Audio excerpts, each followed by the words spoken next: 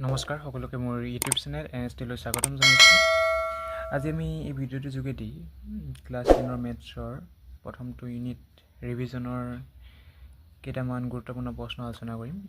গতিকে ভিডিঅ'টো সকলোৱে স্কিপ নকৰি শেষলৈকে চাই যাম। গতিকে বলক আজি আমি এই ভিডিঅ'টোৰ বিষয়বস্তুলৈ আগবাঢ়োঁ।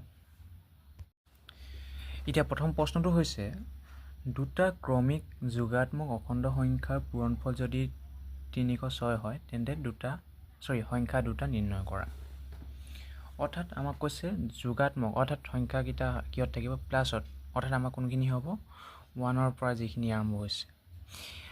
আমাক কৈছে যে দুটা অখণ্ড সংখ্যাৰ পূৰণফল 360 হ'লে সংখ্যা দুটা উলিওৱা।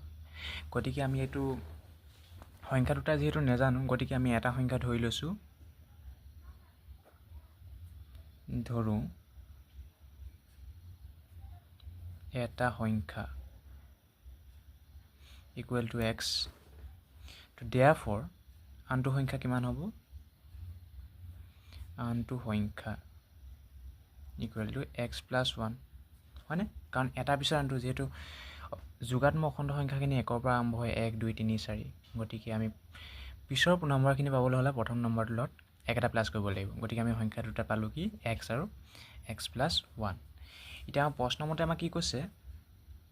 প্ৰশ্নমতে এই নাম্বাৰ দুটা পূৰণ কৰিলে আমি কিমান পাম? 306, অৰ্থাৎ x into x plus 1 equal to 306। তেন্তে এইটো যদি আমি সমাধান কৰোঁ তেন্তে পাওঁ x into x x square plus x into 1 x equal two 306 হয়নে? দেন 306টো যদি আমি এইফালে লৈ আহোঁ তেন্তে পাওঁ আমি x স্কুৱেৰ প্লাছ x, এইটো প্লাছ হৈছে এইফালে গৈছিলে মাইনাছ 306 ইকুৱেল টু 0। এতিয়া এইটো হৈছে দ্বিঘাত সমীকৰণ হয়নে? কাৰণ ইয়াৰ মাত্ৰা হৈছে 2। এতিয়া আমি দ্বিঘাত সমীকৰণৰ ক্ষেত্ৰত আমি বিভিন্ন পদ্ধতি অৱলম্বন কৰিব পাৰোঁ, যেনেকৈ দ্বিঘাত সূত্ৰ, আকৌ ইয়াত মধ্যপদ বিভাজন সূত্ৰ।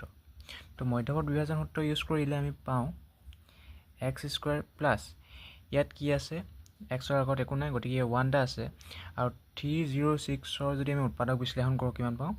306 ইকুৱেল টু 18 ইনটু 17, অৰ্থাৎ 18 17 306। আৰু 18ৰ পৰা যদি 17টো বিয়োগ কৰোঁ তেন্তে আমি কি পাওঁ?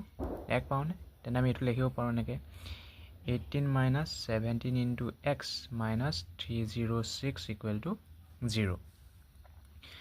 এতিয়া আমি এইটো যদি সমাধান কৰোঁ x square plus 18 into x 18x প্লাছে মাইনাছে minus 17 into x 17x minus 306 equal to 0। Then এতিয়া আমি যদি ইয়াৰ পৰা কমন লওঁ, এক্সটো কমন ল'ব পাৰোঁ, তেন্তে ইয়াত থাকিব x প্লাছ ইয়াত থাকিব 18। এতিয়া এই দুটাৰ পৰা আমি কমন ল'ব পাৰোঁ, মাইনাছটো আহিবই, 17টো কমন ল'ব পাৰোঁ, তেন্তে ইয়াত থাকিব x, আৰু যিহেতু কমন লোৱাৰ আগত মাইনাছ চিন আছে, গতিকে ইয়াৰ ভিতৰৰ বৰ্ণনীৰ ভিতৰত যিটো চিন থাকিব সেইটো সলনি হৈ যাব। যিহেতু মাইনাছ আছে গতিকে ইয়াত কি হ'ব? প্লাছ, ইয়াত থাকিব 18 ইকুৱেল টু 0। দেন ব্ৰেকেটৰ ভিতৰকেইটা চেম পালোঁ, গতিকে এটা কমন লৈছোঁ x প্লাছ 18, আৰু বাকী কি থাকিলে? ইয়াত x থাকিলে আৰু ইয়াত মাইনাছ 17 ইকুৱেল টু 0। therefore আমি xৰ ভেলুকেইটা কি পালোঁ? x plus 18 equal to 0 or x minus 17 equal to 0। Then x equal to minus 18 আৰু x ইকুৱেল টু 17। আমি xৰ ভেলু দুটা পালোঁ, কিন্তু এইটো আমি গ্ৰহণ কৰিব নোৱাৰোঁ। কিয়?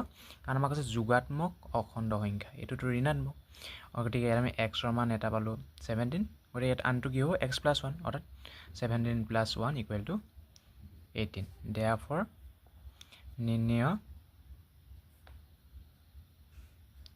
সংখ্যা দুটা কি হ'ব? 17 and 17 প্লাছ 1 ইকুৱেল টু 18। এতিয়া নেক্সট কুৱেশ্যনটো আগবাঢ়োঁ। উৎপাদক বিশ্লেষণ কৰা 4x to the power 4 plus 1, ইয়াৰ মাত্ৰা 4, গতিকে আমি ইয়াত সাধাৰণতে আমি যিটো মধ্যপদ বিভাজন সূত্ৰ সেইটো আমি ইয়াত প্ৰয়োগ কৰিব নোৱাৰোঁ। তেনে ক্ষেত্ৰত আমি ইয়াত আৰু অলপ নাম্বাৰ এড কৰিব লাগিব, যেনে আমি সমাধানটো কৰোঁতে বুজাই গৈ আছোঁ। গতিকে বলক ইয়াৰ আমি সলিউশ্যনটো কৰোঁ। আমাৰ দিয়া আছে 4x to the power 4 plus 1 হয়নে এতিয়া আমি এইটো এনেদৰে লিখিব পাৰোঁনে 4x to the power 4 plus 4x square minus 4x square plus 1 এতিয়া 4x স্কুৱেৰৰ পৰা 4x স্কুৱেৰ গুচি গ'লে 0 হ'ব অৰ্থাৎ কি থাকিব 4x to the power 4 plus 1 তো এইকেইটা ভেলু নাইকিয়া হৈ আছে কিন্তু আমি এইটো সমাধান কৰোঁতে আমি এইখন পাতি ল'ব লাগিব এতিয়া চাওক এতিয়া আমি 1 টো লাষ্টত আছে তেন্তে ইয়াক যদি আমি আগলৈ লওঁ অৰ্থাৎ 4x to the power 4 plus 4x square plus 1 minus 4x square ইয়াত তেতিয়াও কোনো মান পৰিৱৰ্তন নহয় হয়নে এতিয়া আমি 4x টু দি পাৱাৰ 4 টোক আমি এনেদৰে লিখিব পৰা নাই 2x square to the power 4 কাৰণ 2 স্কুৱেৰ কৰিলোঁ 4 x 2 into 2 x to the power 4 হয়নে প্লাছ এতিয়া এইটো এনেদৰে লিখিব পাৰোঁ না বাৰু 2 into 2x স্কুৱেৰ into 1 কাৰণ 2 গুণ 2 2 গুণ 4 অৰ্থাৎ 4x স্কুৱেৰ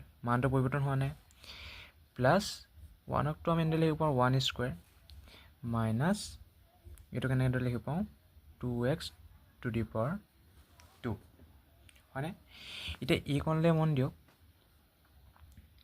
এইকণ আমাৰ এটা বীজগণিতীয় অভেদত পৰি আছে অৰ্থাৎ কোনটো a plus b whole square equal to a square plus 2ab plus b square হয়নে তো আমি এতিয়া এইকণ এনেদৰে আছে গতিকে আমি ইয়াৰ ঠাইত আমি এনেদৰে লিখিব পাৰোঁনে পাৰোঁ ইয়াত a হ'ব 2x to the power 2x square আৰু b হ'ব 1 গতিকে আমি লিখিব পাৰোঁ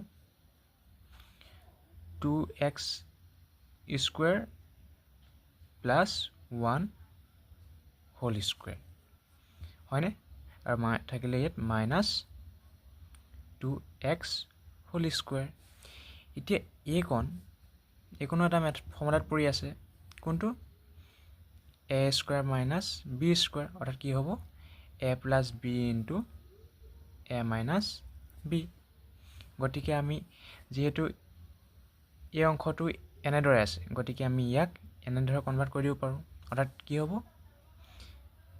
a মান কিমান 2x square plus 1 plus b মান কিমান 2x ইনটু a কিমান 2x স্কুৱেৰ প্লাছ 1 b কিমান মাইনাছ 2x অৰ্থাৎ আমাৰ উৎপাদক বিশ্লেষণ কৰা হৈ গৈছে অৰ্থাৎ 4x to the power 4 plus 1 নহওক যদি উৎপাদক বিশ্লেষণ কৰোঁ তেন্তে আমি পাওঁ 2x square plus 1 plus 2x into 2x square plus 1 minus 2x গতিকে আজি ভিডিঅ'টো ইমানেই যদি ভিডিঅ'টো চাই ভাল পালে তেন্তে আপোনালোকৰ বন্ধুবৰ্গলৈ শ্বেয়াৰ কৰি দিব থেংক ইউ